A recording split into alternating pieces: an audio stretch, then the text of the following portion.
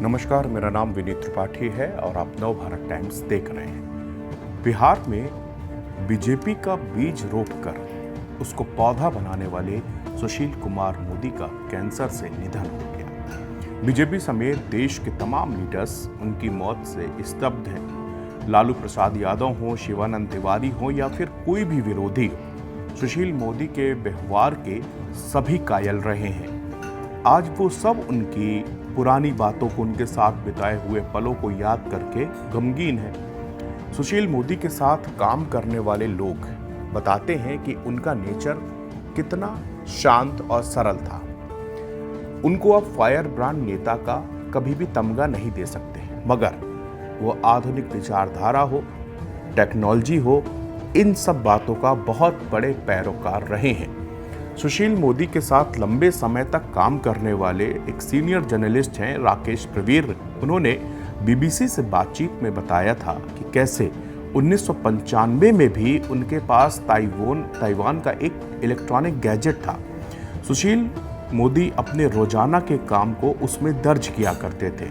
आप इसी बात से अंदाजा लगा सकते हैं कि सुशील मोदी कितने टेक्नोलॉजी फेमिलियर थे या उसको फॉलो करना चाहते थे।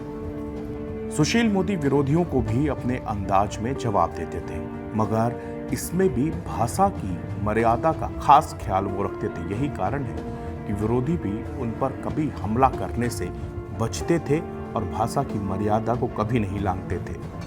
1970 और 80 के दशक में भारतीय राजनीति का ये वो दशक था जब देश में खूब उठापटक हुई। तत्कालीन प्रधानमंत्री इंदिरा गांधी के हाथ से सत्ता निकल गई। देश में आपातकाल लागू कर दिया गया। इमरजेंसी के खिलाफ बिहार के जयप्रकाश नारायण ने एक बड़ा आंदोलन खड़ा कर दिया। उस आंदोलन में देश के कोने कोने से लोग जुड़े। उसी आंदोलन में रामधारी सिंह दिनकर की कविता की एक पंक्ति जेपी का नारा बन गई थी, सिंहासन खाली करो कि जनता आती है। उस आंदोलन से कई बड़े नेता भी निकले। सुशील मोदी जेपी आंदोलन की उपज माने जाते हैं। उनकी छात्र राजनीति की शुरुआत साल 1971 में हुई। उस वक्त वो पटना विश्वविद्यालय छात्र संघ की 5 सदस्यीय कैबिनेट के सदस्य निर्वाचित हुए। 1973 में वो महामंत्री चुने गए। उस वक्त पटना विश्वविद्यालय छात्र संघ के अध्यक्ष लालू प्रसाद यादव और संयुक्त सचिव रविशंकर प्रसाद चुने गए थे। भारतीय जनता पार्टी के सिद्धांतकार और संघ विचारक रहे KN गोविंदाचार्य को सुशील कुमार मोदी का मेंटोर माना जाता था। बीबीसी से बात करते हुए गोविंदाचार्य ने एक बार कहा कि मैंने सुशील मोदी को 1967 में देखा है। उस वक्त भी आप उनके व्यक्तित्व को अलग से नौजवानों की भीड़ में चिन्हित कर सकते थे। सादगी, मितव्ययिता, किसी काम को बहुत केंद्रित और अनुशासित होकर करना उनकी खासियत थी। जेपी आंदोलन के प्रभाव में आने के बाद उन्होंने पोस्ट ग्रेजुएशन में पटना विश्वविद्यालय में दाखिला लेकर पढ़ाई बीच में ही छोड़ दी। आपातकाल में वो 19 महीने जेल में रहे। 1977 से 1986 तक वो अखिल भारतीय विद्यार्थी परिषद में महत्वपूर्ण पदों पर रहे। 1990 में सुशील कुमार मोदी ने पटना के केंद्रीय विधानसभा क्षेत्र में चुनाव लड़ा, विधानसभा पहुंचे। 1995 और 2000 का भी चुनाव वो इसी सीट से जीते। साल 2004 में उन्होंने भागलपुर लोकसभा क्षेत्र से चुनाव जीता। साल 2005 में उन्होंने संसद सदस्यता से इस्तीफा दिया और विधान परिषद के लिए निर्वाचित होकर उप मुख्यमंत्री भी बने। साल 2005 से 2013 और फिर 2017 से 2020 के दौरान वो बतौर उप मुख्यमंत्री अपनी भूमिका निभाते रहे। इस दौरान वो पार्टी में भी अलग अलग दायित्व संभालते रहे। दिसंबर 2020 में उन्हें पार्टी ने राज्यसभा भेजा। सुशील कुमार मोदी की व्यक्तिगत जिंदगी की बात करें तो उन्होंने अंतर धार्मिक शादी की थी। ट्रेन से एक लंबे सफर के दौरान उनकी मुलाकात जेसी जॉर्ज से हुई थी और 1987 में दोनों ने शादी कर ली थी।